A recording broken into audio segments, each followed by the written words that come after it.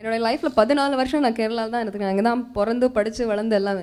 But மலையாள வாய்ப்பு எனக்கு ரொம்ப கம்மியாக தான் கிடச்சிச்சு. அதாவது சூப்பர் ஸ்டார் அவர்களுக்கு தெலுங்குல எல்லா படத்துக்கும் நான் தான் பேசுவேன். 2 படம் கமல் சாருக்கு பேசியிருக்கேன். கந்தசாமிக்கு டப் பண்ணதுக்கப்புறம் சொன்னேன், Susiganesan sir I you show, because இதுக்கு முன்னாடி ஸ்ரேயாவுக்கு இவ்வளோ பேஸ் குரல் வந்ததே கிடையாது. நடிக்கணும்னு ஆசை தான். பட் என்ன அதான் சார், 4 பேருக்கு நல்லது செஞ்சாலே நாட்டுக்கு நல்லது செஞ்ச மாதிரி. மலையாளத்தில் ஏதாவது மெலடி பாடிருக்கீங்களா? நான் ஆக்சுவலி ஃபன்னிலி எனக்கு தமிழை விட மலையாளம் தான் நல்லா தெரியும். என்னோட லைஃப்பில் 14 வருஷம் நான் கேரளாவில் தான் இருந்தேன். அங்கே தான் பிறந்து படித்து வளர்ந்து எல்லாமே. பட் மலையாள வாய்ப்பு எனக்கு ரொம்ப கம்மியாக தான் கிடச்சிச்சு. பட் அது பாடின சாங் எந்த மாதிரி பாடல் பாடு? Lovely song. சாகர் அலையஸ் ஜாக்கின்னு ஒரு படத்தில், மோகன்லால் படத்துக்கு. Very good. கோபி சுந்தர் ரொம்ப ரொம்ப டேலண்டட் மியூசிக் டைரக்டர், அவருக்காக பாடியிருந்தேன் ஒரு பாட்டு. அகலுந்த நேரம் கண்ணீரில்லாதே. Wow, fantastic. Suchi, singing, apart from the singing, நீங்கள் வந்து பயங்கர பிக் உங்கள் ஃபேன்ஸ், அதில் நான் ஒருத்தன். அதாவது ரேடியோ ஜாக்கின்றது சாதாரண விஷயம் அல்ல. அதாவது கண்டினியூவாக நம்ம லைவில் எவ்வளவு என்டர்டெயின் பண்ணோம். இதில் வந்து சில பேர் வந்து சில டிஃப்ரெண்ட்டாக எல்லாம் கொஸ்டின்ஸ் எல்லாம் இருக்கும், கொஞ்சம் கேலி பண்ணுறதாக கூட இருக்கலாம். அந்த டைமில் எல்லாம் எப்படி மேனேஜ் பண்ணி அந்த மூடுக்கு கொண்டு போவீங்க? சிரிச்சிருவேன். இல்லை, பட் நீங்கள் சொல்கிற மாதிரி ஆக்சுவலி நீங்கள் சொன்னதுக்கு நேர்மாறாக நான் சொல்ல விரும்புகிறேன். ரேடியோ ஜாக்கின்றது சாதாரண விஷயம். அது நம்ம சாதாரணமாக நான் உங்கள்கிட்ட பேசுகிற மாதிரி, இல்லை நம்ம ஒரு ஃப்ரெண்டுகிட்ட பேசுகிற மாதிரியோ அந்த மாதிரி பேசினா தான் ஐ திங்க் சஸ்டெயினபிளும் கூட, பிலீவபிள். கேட்குற ஆள் வந்து சரி நம்மள்ட்ட தான் இந்த ஆள் பேசுகிறாருன்னு நம்புவாங்க. நமக்கு ஒரு ஃப்ரெண்டாக இருக்கக்கூடிய பொண்ணு இது அப்படின்னு நம்புவாங்க.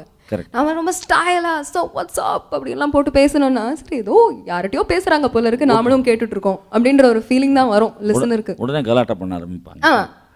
கலாட்டா பண்ணால் கேட்பாங்க. பட் அந்த மாதிரி ரேடியோ ஜாக்கிங்கான ஆயுள் கொஞ்சம் கம்மி அப்படின்னு என்னுடைய தாழ்மையான கருத்து.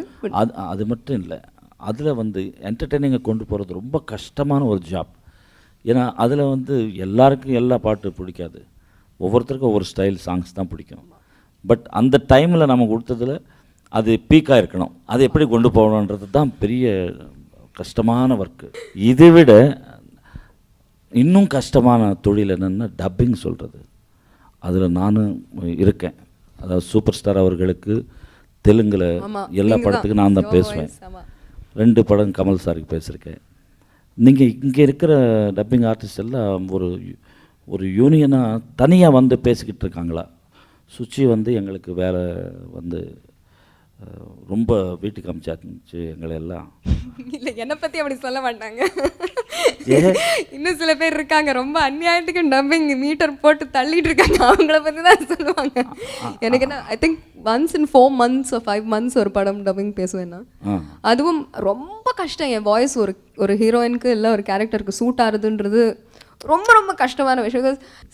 சில இயக்குனர்கள் அந்த வாய்ஸ் தான் வேணும்னு. இப்போ சுசி கணேசன் அமேசிங். அவர் இன்ஃபேக்ட் நான் ஃபர்ஸ்ட் சீன் கந்தசாமிக்கு டப் பண்ணதுக்கப்புறம் சொன்னேன், Susiganesan sir I you show, because இதுக்கு முன்னாடி ஸ்ரேயாவுக்கு இவ்வளோ பேஸ் குரல் வந்ததே கிடையாது. இல்லை, நான் ஃபர்ஸ்ட் சீன் முடிச்சுட்டு நான் திருப்பி வந்தேன் கன்சோல் ரூமுக்கு வந்து சொன்னேன் I you show. He said தைரியமாக பேசுங்க, எனக்கு இந்த வாய்ஸ் தான் வேணும்னு நான் எக்ஸ்கியூஸ் மீ பாட்டு உங்களை பாட வைக்கிறதுக்கு முன்னாடியே டிசைட் பண்ணேன். ஐ வாண்ட் திஸ் வாய்ஸ் அப்படி. ஸோ அந்த மாதிரி நான் அந்த மாதிரி உங்களுக்கே தெரியும் ஒர்க் கிடைக்கிறது ரொம்ப rare. So once in 3-4 months தான், வேறு யாருக்கும் எந்த ஆபத்தும் கிடையாது. உங்கள் வாழ்க்கை லட்சியங்கள், நீங்கள் நெக்ஸ்ட் ஸ்டெப் எங்கே? ஹீரோயினா? Why not. ஆக்சுவலி எனக்கு நடிக்கணும்னு ஆசை தான். பட் என்ன ஒரு நடிகை ஆனதுனால தான் பாடகி ஆக முடியும். இல்லை, நமக்குள்ள அப்படி நம்ம மைக்கு முன்னாடி தான் நடிக்கிறோம். பட் எனக்கு வந்து ஒரு 4-5 சீன், ஒரு 10 days ஷூட் பண்ணிட்டு 4-5 சீனில் முக்கியமான ரோல் கொடுத்து நான் அழகாக காமிக்கணும். அப்படி என்ன நான் தான் எடுக்கணும்? அப்படியா? நான் எடுத்தா நீங்கள் தான் எடுக்கணும், நான் தான் ப்ரொடியூஸ் பண்ணணும். அட்ரஸுக்கு மனதோடு மனோ இப்படி ஒரு உறவை கொண்டாடி. மியூசிக் பை சுச்சி மனோ. மனோ சுச்சி. பார்க்குறது யாரு படம்? நீங்களும் வேற வழி இல்லாம உங்க கூட உங்க லைஃப் பூரா ஸ்பெண்ட் பண்ண போறாங்க ஒய்ஃபும், வேற வழி இல்லாம என் கூட இருக்க போறேன் ஹஸ்பண்டும். 4 பேர் பார்ப்பாங்க சார். அவங்க அதான் சார் 4 பேருக்கு நல்லது செஞ்சாலே நாட்டுக்கு நல்லது செஞ்ச மாதிரி. அதாவது நீங்கள் இப்போ ஒர்க் பண்ண வேண்டியது நிறைய இருக்குது. உங்கள் சேவை இசைத்துறைக்கு தேவை. எனக்கு ஆக்சுவலி நான் என் ஹஸ்பண்ட் நிறைய தடவை என்கிட்ட சொல்லுவார், சில சமயம் வந்து 2-3 வாரம் போச்சே ரெக்கார்டிங்கே இல்லையே அப்படின்னு நமக்கு கொஞ்சம் மனசு சோர்ந்து போகும்போது என் ஹஸ்பண்ட் சொல்லுவார், நீ டோன்ட் லுக் அட் ஒவ்வொரு சாங்கும் ஒரு டெஸ்டினேஷனாக பார்க்காத, உனக்கு மியூசிக்ன்றது ஒரு ஜேர்னி. எஸ், அதில் ஒவ்வொன்று அண்ட் யூ கீப் மூவிங். ஒன்று வந்து இவ்வளோ பெரிய ஹிட் கிடச்சிச்சேன்னு ஒரு 3 வாரம் அதே நினச்சி மெதப்பில் இருக்கக்கூடாது. கழிச்சு ஓகே ஹிட்டாக இருந்தாலும் லாஸாக இருந்தாலும் சரி ஒரு ஈக்குவானமஸ் மனப்பான்மையோட எடுத்து கற்றுக்கோ அப்படிம்பாரு. I think I am trying very hard to follow that. கடைசியா நீங்க மனோ அண்ணாவா, என் வளர்ச்சியை பார்த்த மனோ அண்ணாவா எனக்கு என்ன அட்வைஸ் கொடுக்க விரும்புறீங்க?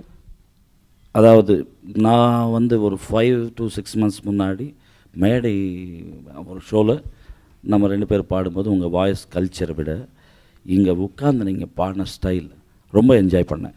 நான் மனம் விட்டு பேசுகிறேன் இப்போது.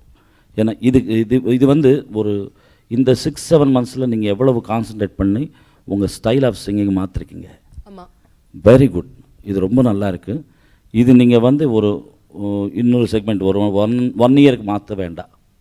ஃபஸ்ட் கிளாஸாக இருக்குது. ஓகே, இதில் வந்து நிறைய பியூட்டிஃபுல் சாங்ஸ் பாடின பிறகு இன்னொரு சின்ன டோன் கல்ச்சர் கொஞ்சம் சேஞ்ச் பண்ணிங்கன்னா you will become very good. அதுக்கப்புறமா ஃபஸ்ட்டு ஆஸ் இட் இஸ் இந்த சைக்கிள் அவ்வளோதான். பியூட்டிஃபுல்லாக இருக்குது. தேங்க்ஸ் மனோ. மெலடி ரொம்ப நல்லா இருக்குது உங்கள் வாய்ஸில். எனக்கு ரொம்ப சந்தோஷமாக இருக்குது.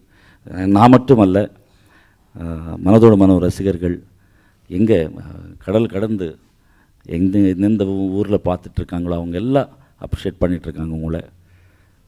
வாழ்க வளமுடன். Thank you. Thank you so much. Thank you.